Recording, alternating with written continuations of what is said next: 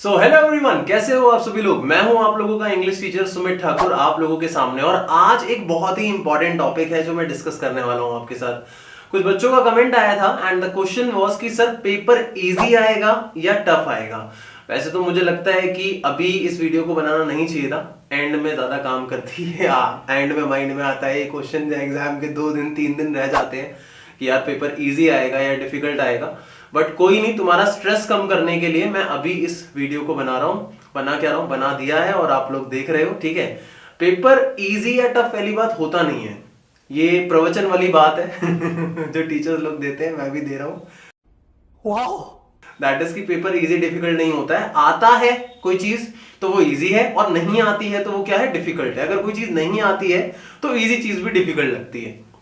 तो ये प्रवचन है भाई, तो आई होप आप लोग समझ गए होंगे। लेकिन अब बात करते हैं हम पेपर की। तो देखो, इजी डिफिकल्ट बच्चे के माइंड में क्या सेट होता है। जब क्वेश्चन को घुमा के पूछ लिया जाता है तो डिफिकल्ट, जब क्वेश्चन को सीधे सीधे पूछ लिया जाता है तो दैट इज इजी, ठीक है। फॉर एग्जाम्पल क्वेश्चन आ जाए कि what were the orders from Berlin, कि बर्लिन से ऑर्डर्स क्या आए थे। और इसी क्वेश्चन को ऐसे पूछ लिया जाए what were the words which were thunder clap to friends, कि भाई फ्रेंड्स के लिए वो कौन से वर्ड्स थे जो थंडर क्लैप थे। दोनों क्वेश्चन सेम ही है, डिफरेंस नहीं है दोनों के अंदर। इसमें भी हमें ऑर्डर्स के बारे में बताना है, क्योंकि जब एमएमएल ने अनाउंसमेंट करी थी तो वही वर्ड्स जो थे ऑर्डर को लेके वो फ्रेंड्स के लिए थंडर क्लैप थे, है ना। समझ में आ रही है मेरी बात, मैं क्या कह रहा हूं। तो क्वेश्चन घुमा के आ जाता है तो थोड़ा डिफिकल्ट हो जाता है। ऐसे ही अगर हम रीडिंग स्किल्स की बात करें, पैसेज थोड़ा कॉम्प्लिकेटेड आ जाता है, उसके अंदर समझने में दिक्कत होने लग जाती है कई बार बच्चों को। तो वो कब कॉम्प्लिकेटेड लगता है, जब उसका जो रीडिंग स्टाइल है वो डायरेक्ट नहीं होता, थोड़ा सा इनडायरेक्ट होता है, और साथ में वोकैबुलरी काफी ज्यादा ऐसी होती है जो हमारे को नहीं आती है, तो हमें लगता है। लेकिन अगर किसी को वो आती हो, किसी ने रीडिंग स्किल्स इतनी ज्यादा अपग्रेड कर रखी हो कि वो उसको भी समझ पाए, तो उसके लिए तो वो भी इजी है, इजंट इट। तो यहां पे बात करते हैं हम ऑन एन एवरेज लेवल की पेपर हमारा कैसा आएगा। क्या हमारा डिफिकल्ट पेपर आएगा, या हमारा एक इजी पेपर आएगा, या फिर एक एवरेज पेपर आएगा। तो चलो मैं आप लोगों को बता देता हूं। देखो 2011 में मैंने 12th क्लास पास करी थी, और उसके बाद 10 साल गुजर चुके हैं, ठीक है। और ये 2022 अभी गया है, 2023 आ गया है, ठीक है। तो पिछले 2 से 3 सालों में जहां तक मैंने पेपर देखा है, पेपर एवरेज ही आता है। और उससे पहले की अगर मैं बात करूं तो मैं बोलूंगा पेपर इजी आता था।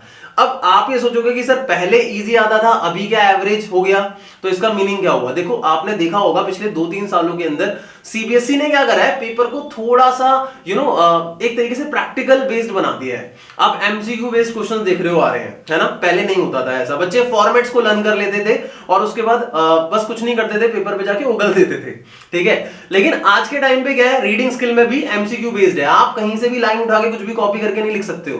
तो इसीलिए मैं ये नहीं कहूंगा कि बहुत इजी आने वाला है। हाँ एवरेज है, आपको पढ़ना पड़ेगा अगर आप चाहते हो कि आपके मार्क्स आए। देखो पास होना है तो इजी क्या डिफिकल्ट क्या, पास तो इंग्लिश में हो ही जाते हैं बच्चे। बट बात हो रही है यहाँ स्कोर करने की। तो यार इजी और डिफिकल्ट के बीच का एक मॉडरेट पेपर आप लोगों का पिछले 2-3 सालों से आ रहा है, क्योंकि वहां एमसीक्यू बेस्ड क्वेश्चंस ऐड हो गए हैं। हाँ क्वेश्चंस जो है लिटरेचर के वो भी डायरेक्टली नहीं पूछे जा रहे हैं, कुछ असर्शन रीजन आ रहा है, लेकिन हर जगह नहीं आएगा। कुछ कुछ क्वेश्चंस हैं जो थोड़े से कॉम्प्लिकेटेड यहाँ पे बोर्ड कर रहा है, और ये आपके अच्छे के लिए है, क्योंकि ज्यादातर बच्चे क्या कर रहे हैं, चीजों को रट्टा मार लेते हैं। इंग्लिश के अंदर रट्टा मारना इज नॉट अलाउड गाइस, ठीक है। रट्टा नहीं मारना है, चीजों को समझना है। रीडिंग स्किल्स के अंदर भी बच्चे यही करते हैं कि भाई क्वेश्चन से वर्ड ले लिया, उसे पैसेज में से देख लिया और उसके बाद बस वही चेप दिया। तो भाई ऐसे काम नहीं चलने वाला है, आपको चीजों को समझना पड़ेगा। कॉम्प्रहेंशन है, कॉम्प्रहेंड तो करना पड़ेगा, अंडरस्टैंडिंग तो होनी चाहिए, तब जाके ही तो आपको वो समझ में आएगा। तो एट द एंड मेरा यही मानना है कि पेपर ना तो बहुत ज्यादा इजी आएगा, ना ही बहुत ज्यादा डिफिकल्ट आएगा, पेपर एवरेज आएगा। अब कई सारे बच्चे कहते हैं कि सर सैंपल पेपर जो सीबीएसई ने रिलीज किया वो बहुत ही ज्यादा कॉम्प्लिकेटेड है, तो ऐसा क्यों, पेपर इजी आने वाला है तो कॉम्प्लिकेटेड क्यों। देखो भाई सीबीएसई जो है ऑब्वियस सी बात है अपनी तरफ से पूरी की पूरी प्रिपरेशन करके रखेगा। अगर आपको बहुत इजी पेपर दे दिया जाए और उसके बाद एक एवरेज पेपर बोर्ड का आ जाए इंग्लिश का, तो यार बोर्ड ने जब सैंपल पेपर इजी दिया और वहां पे एवरेज मॉडरेट लेवल दे दिया, तो बच्चे कहेंगे यार ये भी डिफिकल्ट है। जब तुमने पेपर ऐसा दिया था उसके हिसाब से तो प्रिपेयर करेंगे। तो उन्होंने थोड़ा पेपर डिफिकल्ट एक लेवल सेट करके दिया है, और लगभग उससे नीचे का ही पेपर आप लोगों के बोर्ड एग्जाम में आएगा, उससे ज्यादा ऊपर का नहीं आने वाला है। अगर कोई भी बच्चा ऐसा है जिसने अभी तक वो सैंपल पेपर नहीं देखा है कि भाई सैंपल पेपर कैसा था, अभी तक उसने नहीं देखा है, तो मैं नीचे डिस्क्रिप्शन बॉक्स के अंदर सैंपल पेपर का लिंक डाल दूंगा। एक बार आप उसे डाउनलोड कर लेना, डाउनलोड करके देख लेना।